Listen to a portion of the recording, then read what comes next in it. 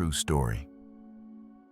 He was only 3 years old and weighed just 3.2 kilograms, abandoned, starving, labeled a witch, and left to die under the burning sun of Nigeria in 2016. Until one woman, a stranger named Anja, stopped. She knelt beside him, whispered hope into his fading breath, and carried him into life again. What if the child everyone abandoned was destined to remind the world that miracles still exist? Today, that same boy, named Hope, paints not pain, but healing.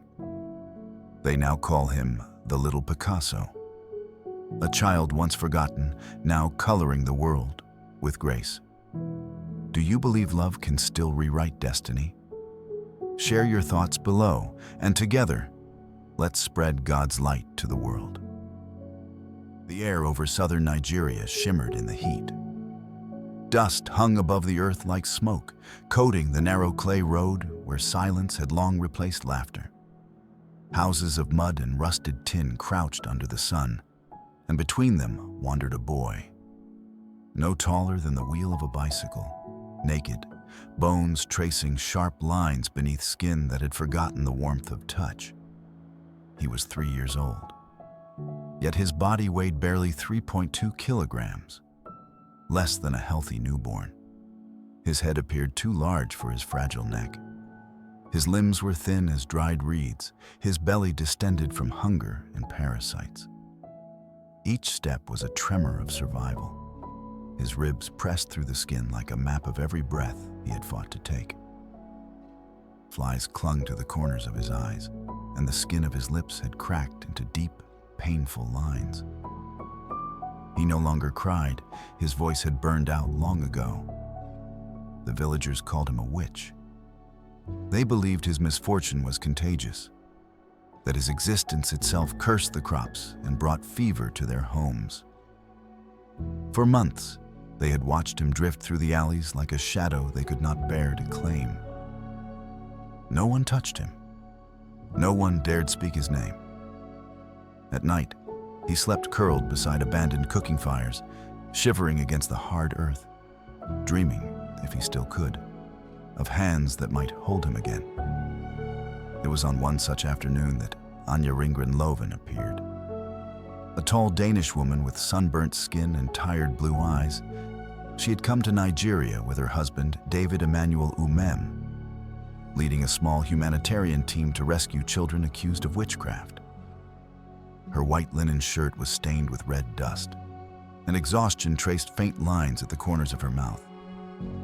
But when she saw the boy staggering ahead, a bottle of dirty water clutched in one hand, she froze. For a moment, the world stopped. She knelt slowly, the air vibrating with silence, and held out a clean bottle of water.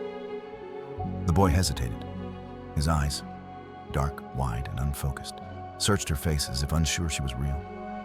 Then, with the trembling of a wounded animal, he reached out. The photograph that followed, of a woman kneeling to give a dying child a drink, would later circle the world, breaking millions of hearts. Anja wrapped a thin blanket around his naked shoulders. "You will not die nameless," she whispered. Turning to her husband, she said, "We will call him Hope." He was light as cloth in her arms. His breathing came in shallow bursts, the pulse beneath her palm weak but stubborn. Behind her, villagers watched in uneasy silence. Ahead, the truck waited on the dirt road, its engine humming like a promise. As the vehicle rolled away, the sun dipped low, painting the road in blood and gold. In the mirror, Anja caught a glimpse of the boy's half-closed eyes. His lips moved, soundless, as if whispering to the dust itself. And she wondered, would this fragile flicker of life survive the night? Or would hope become only a word, carved into memory? The morning sky over Akwa Ibom was dim and heavy with mist, the kind that blurred the line between night and dawn. In the back of an old rescue truck, wrapped in a thin blanket, lay a boy so small that even the folds of fabric seemed to swallow him whole. The sound of the tires crunching gravel was the only rhythm against his shallow breaths. His name was Hope now, but no one knew if he would live long enough to understand it. When they arrived at the local hospital, the air inside was thick with disinfectant and fatigue. The walls were pale yellow, cracked from humidity, and the faint buzzing of a ceiling fan echoed in the silence. Hope's body weighed just 3.2 kilograms, his temperature dangerously low. His stomach was swollen, his eyes rolled back beneath half-closed lids. Every rib cast a shadow on his chest. Dr. Okoro, the attending physician, was a tall man in his 50s, with deep creases around his eyes and a neatly kept salt and pepper beard. He had worked in rural clinics for over 20 years, long enough to recognize the difference between a body that might recover and one that had already begun to surrender. His voice, deep but weary, broke the silence. "We'll do what we can," he said quietly. "But prepare yourself. He may not survive the night." Beside the bed stood Anja Ringgren Loven, her blonde hair tied loosely, her shirt stained from travel. Her husband, David Emmanuel Umem, stood behind her, broad-shouldered, calm, his dark eyes reflecting both strength and sorrow. David rarely spoke, but his presence was grounding. He was the kind of man who had seen the worst of cruelty and yet refused to let cynicism win. He had grown up not far from here, in a village where children like Hope were accused of witchcraft, and that memory had hardened him into someone who acted instead of feared. Anja sat beside the hospital cot, gently dipping a syringe into a cup of milk. Every few hours, she pressed the tip to Hope's cracked lips, coaxing him to swallow. Sometimes he did. Sometimes he didn't. At night, she rested her head against the metal frame of the bed, whispering his name. "Hope, please stay." Days passed into weeks. The doctors fed him carefully, treated his infections, and monitored his fragile heart. His survival became a rhythm, one weak breath after another, like a bird refusing to stop fluttering even as the storm raged on. After 3 long months, the miracle arrived quietly. Hope opened his eyes one morning, clear and still. He reached out a trembling hand, his fingers brushing against Anja's wrist. It was the first time she had seen his eyes truly awake. Dark, wide, and full of something she could finally name. She smiled through tears and whispered, "You made it." And though Hope did not answer, the faint squeeze of his fingers said everything the world needed to hear. The afternoon sun of Aqua Ibom spilled gently across the red earth, gilding the walls of a small compound painted in soft pastels. It was the land of Hope Children's Center, a place that smelled faintly of soap, chalk, and the miracle of survival. In the courtyard, laughter drifted through the air, thin and bright, like wind chimes. But in one quiet corner, a small boy sat on a wooden bench, staring down at his trembling hands as though trying to remember what they were for. It had been months since Hope left the hospital. His body, once skeletal and still, had begun to fill with new strength. But his movements were uncertain. His thin legs wobbled when he stood. His breath came in short bursts, and each step seemed like a conversation between will and gravity. The other children watched from a distance, whispering softly, some curious, some shy. Hope rarely looked up. The noise of the world frightened him. He could not hear clearly. The voices reached him as distant hums, blurs of motion rather than meaning. From the veranda, Anja Ringgren Loven observed quietly. Her hair was tied back in a loose braid, her white shirt rolled at the sleeves. She smiled, not with pity, but with pride, the kind that comes from witnessing life reborn. Beside her stood David Emmanuel Umem, tall and steady as an old tree, arms crossed, his gaze softening when Hope took a step without falling. "He's learning balance," David murmured, his deep voice a blend of awe and exhaustion. Anja nodded, whispering, "He's learning to live." Soon after, a new face entered Hope's world. Joseph, the volunteer teacher, in his early 40s, with kind eyes behind rectangular glasses and a voice calm as river water.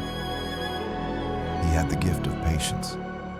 His dark hair was peppered with gray, and a faint scar traced his left cheek, a remnant from years spent teaching in rough villages. Joseph believed in healing through learning.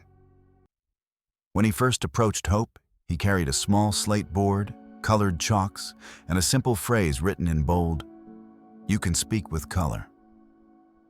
Hope blinked at the board, uncertain. Joseph knelt down so their eyes met. "You don't need words," he said softly, gesturing with his hands. "You have your hands, your eyes, your heart." Then he offered the boy a paintbrush. Its handle was chipped, the bristles frayed, but when Hope's fingers curled around it, something shifted. That afternoon, under the dappled shade of the mango tree, Hope dipped the brush into a tin cup of blue paint. His hand shook, the first stroke wobbly and faint, but it was his. The children gathered closer, whispering. Joseph stayed silent, only watching as Hope painted a crooked line that slowly curved upward, a sky being born. When the sun began to set, Hope looked up at Anja for the first time that day. His face was streaked with blue smudges, his eyes glimmering with something fragile yet fierce. She smiled and signed to him, "Beautiful." Hope didn't reply, but a small laugh escaped his throat. Soft, broken, but alive.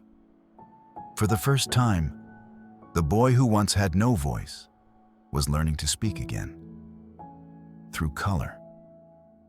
The morning sun of July poured gently over the Land of Hope compound, touching every wall with a golden sheen.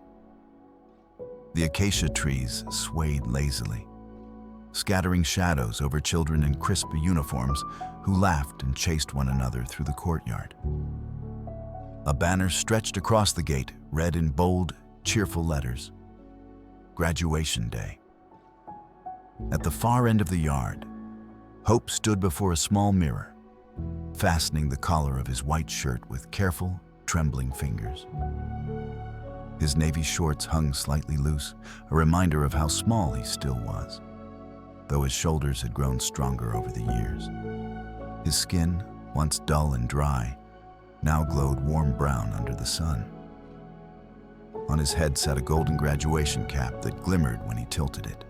For a long moment, he stared at his reflection, half disbelief, half quiet pride. The boy who once weighed only 3.2 kilograms now stood tall at 11, thin but steady, his eyes bright and filled with stories no words could fully tell. From the doorway, Anja Ringgren Loven watched him with folded arms, her lips pressed into a soft smile. Her blonde hair, now streaked with gold from the tropical sun, framed a face marked by both exhaustion and grace.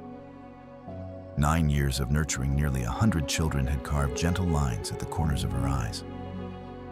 Yet in this moment, she looked younger, lit by pride.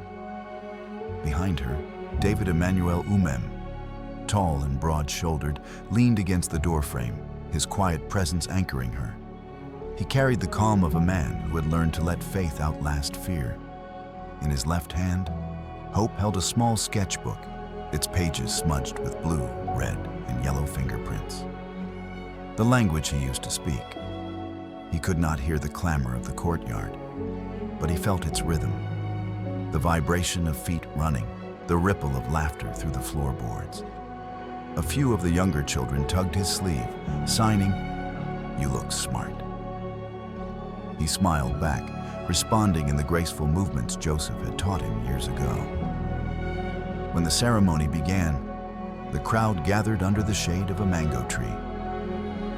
The sound of a drum beat signaled the start. Joseph, the volunteer teacher, now with more gray in his hair but the same gentle eyes, called out each student's name. When he said, "Hope," the crowd hushed. The boy stepped forward, slow and composed, the golden cap shining like a small sun.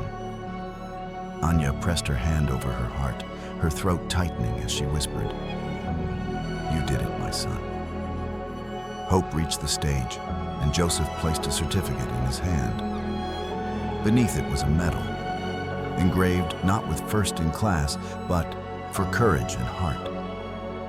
Hope looked down at the medal, then up at the faces before him. He couldn't hear the applause, but he saw it.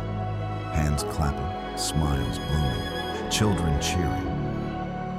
And in that wave of motion, he felt what sound must feel like. Joy vibrating in the air. He raised his sketchbook and opened it to a page he had drawn the night before. A boy, standing beneath a bright sky, one hand reaching upward toward the light. He lifted it high for all to see. The courtyard fell silent, then erupted again in thunderous clapping. Hope smiled, eyes wet but shining. In that moment, the silence that had once imprisoned him became his own kind of music.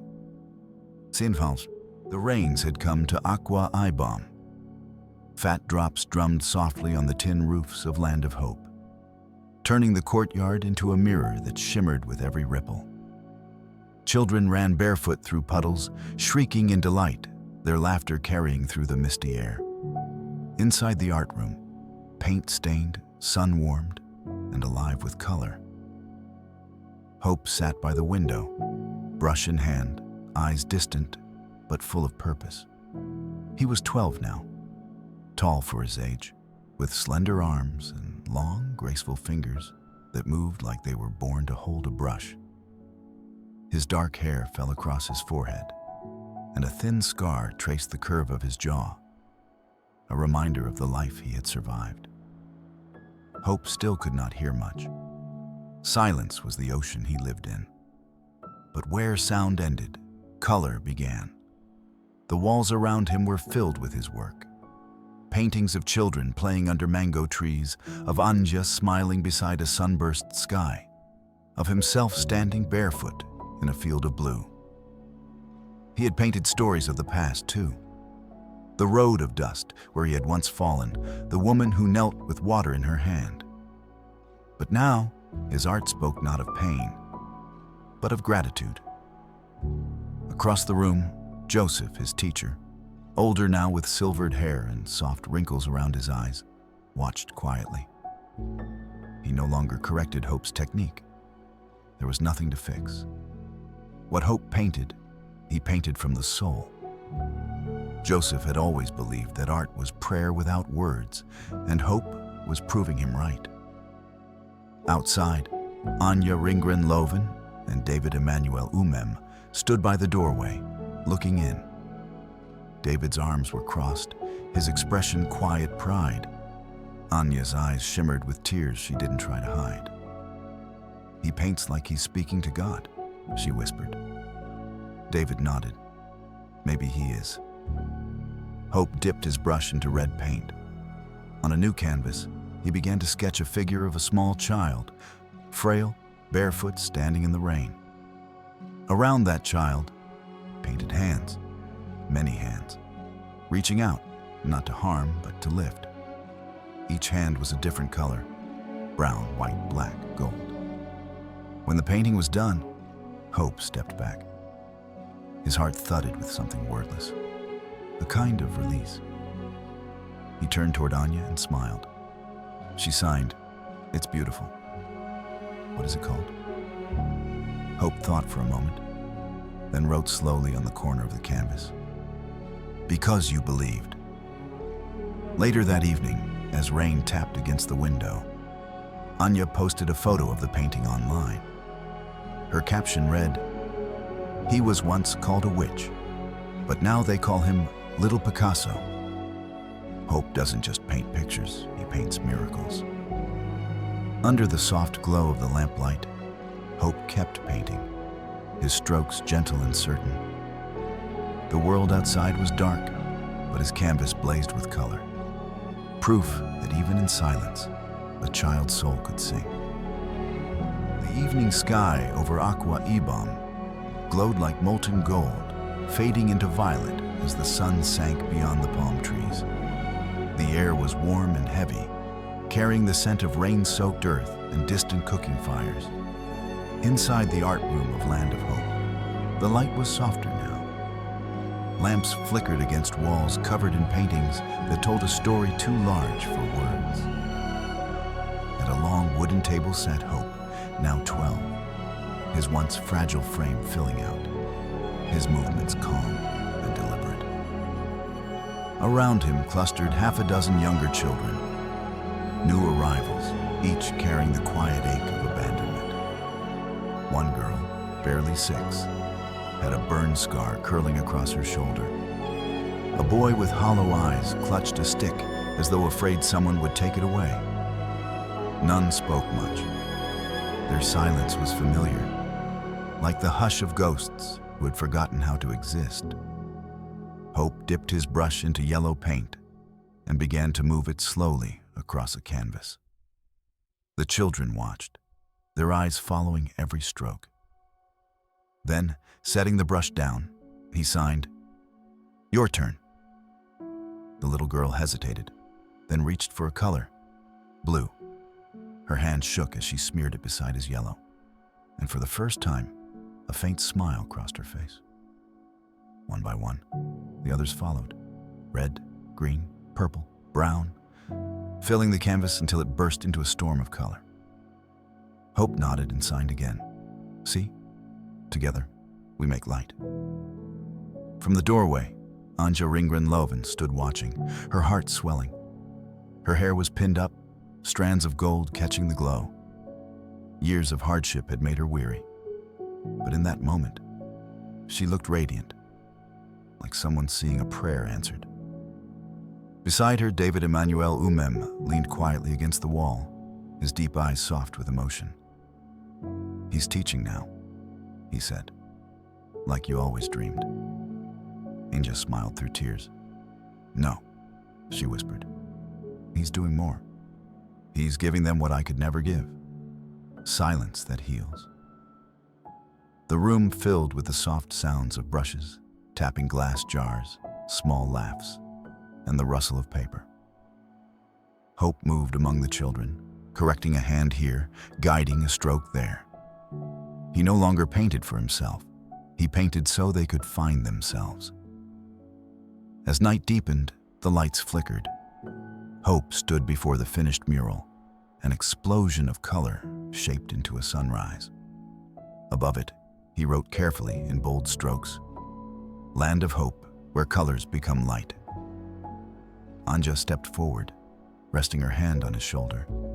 He turned, smiling. No words needed. The boy once saved from darkness had become the one lighting the way. Outside, the crickets began to sing. And in that small corner of Nigeria, hope was no longer just a name. It was a living color that refused to fade. The sun rose quietly over the red earth of Aqua Ibom, washing the rooftops of Land of Hope in soft amber light. Dew clung to the mango leaves. The air smelled of soil, paint, and morning prayers. The compound stirred awake, children's laughter echoing faintly, dishes clattering in the kitchen, a rooster crowing from the far fence. On the veranda, Anja Ringgren Loven sat with a cup of tea between her palms, her blonde hair loosely tied, her gaze fixed on the courtyard where the children played. Her face carried lines of both fatigue and peace, the kind that comes only after years of fighting for something bigger than oneself. She watched as Hope walked among the younger ones, adjusting their brushes, signing small instructions, smiling when a splash of color landed on his sleeve. He was taller now, almost her shoulder's height, his movements calm and confident. The golden cap from his graduation still hung by the window inside, a quiet reminder of how far he had come. David Emmanuel Umem stepped out from the doorway, barefoot, his broad frame softened by the morning light. He leaned against the post beside her. "You never tire of watching him," he said gently. Anja smiled. "He's the reason we began. Every child here has a story, but he was the first one who proved that love can rewrite it." David nodded. 9 years, he murmured. From a nameless boy of 3.2 kilograms to this. His voice trailed off as he looked at the courtyard. Dozens of children painting under the trees, their laughter blending with hope's quiet guidance. "He built this," Anja said softly. "Not with bricks, but with faith. This place, this family, it's his creation as much as ours." She paused, her voice trembling with the weight of memory. "When I first saw him on that dusty road, I thought I was saving a child. But now I see, he was saving me too." A breeze drifted through, carrying the scent of paint and mango blossoms. Hope looked up and caught her gaze. He lifted his paint-stained hand and waved, his smile bright and certain. She waved back, her throat tightening. Inside the art room, on one white wall, hung Hope's newest mural, a vast sunrise breaking over an open field. Beneath it, written in careful letters, were the words, "Love built this house. Hope made it home." As the morning light spilled through the doorway, Anja closed her eyes for a moment, letting warmth settle on her skin. The sound of laughter swelled like a hymn, and she whispered into the wind, "Thank you, Hope, for reminding the world that miracles still speak in silence, in color, in love." And somewhere above the golden roofs of the land of hope, the sunlight answered back. He began as a nameless boy in the dust. Now he paints miracles. Hope was once a name. Now it is the color of life. This story is based on true events. The real journey of Hope, a Nigerian boy once left to die, and the woman who believed love could conquer fear. It reminds us that miracles do not always come with thunder or light. Sometimes they arrive quietly, through compassion, faith, and a single act of courage. Every moment we choose kindness, we become part of God's work on earth. If this story touched your heart, share it with someone who needs to believe again. Leave a comment, subscribe, and help us spread light where darkness still lingers. May God bless you and your family with faith that never fades, love that never fails, and hope that never dies.